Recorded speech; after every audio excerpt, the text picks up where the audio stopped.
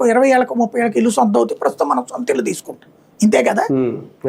Russia వాడు వచ్చి factory పెట్టేస్తాడు ఇక్కడ మనం పర్మిషన్ ఇచ్చిన చోట, కరెంట్ రూపాయి దాంట్లో తయారయ్యేది. దేశంలో 25 ప్లాంట్లు పెట్టడానికి ఆ రోజుల్లో ముందుకు వచ్చాడు రష్యా వాడు, 60లు 70లు. ఆ రోజున కరెంటు ప్రొడక్షన్ కనుక ఆ రూపాయికి వచ్చి ఉంటే, ఇవాళ రూపాయి, ఆ రోజున 10 పైసలు రేంజ్ వచ్చి ఉంటే ఈ దేశంలో పారిశ్రామిక ప్రగతి చైనా అమెరికా తాతలు. మనం అక్కడికి ఎందుకు పోవాలి, ఇక్కడే ఇండస్ట్రీస్ అన్నీ వస్తాయి కదా. మీకు గుర్తు 2014 ముందు కూడా మన పరిస్థితి ఏంటి, కరెంట్ ఎప్పుడు వస్తుందో తెలియదు, కరెంట్ ఎప్పుడు పోతుందో తెలియదు.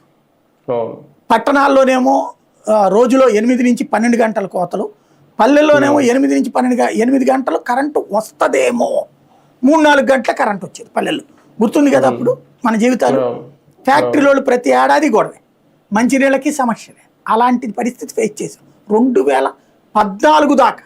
ఇప్పుడు 24 గంటల కరెంట్ వచ్చాక ఎన్ని మ్యానుఫ్యాక్చరింగ్ సెక్టార్లు వస్తున్నాయి. ఎందుకు పరిశ్రమ ఆపాల్సిన అవసరం లేదు. పరిశ్రమ కరెంటు లేకపోవడం వల్ల ఆపితే, ప్రొడక్షన్ లేకపోతే అడిగి డబ్బులు ఎవరు ఇస్తారు. నాకు బాగా గుర్తు, మేము స్టీల్ షాప్లో పనిచేసేటప్పుడు మా నాన్న కొంతమంది కలిసి షాప్ సొంతగా పెట్టారు. అప్పుడు మా షాప్ తరపున ఈ అంటే మామూలుగా గిన్నెలు డబ్బాలు ఇట్లాంటి ఇతర రాష్ట్రాల నుంచి కొనుక్కునేవాళ్ళం మొదట్లో, ఏది బొంబాయి తమిళనాడు.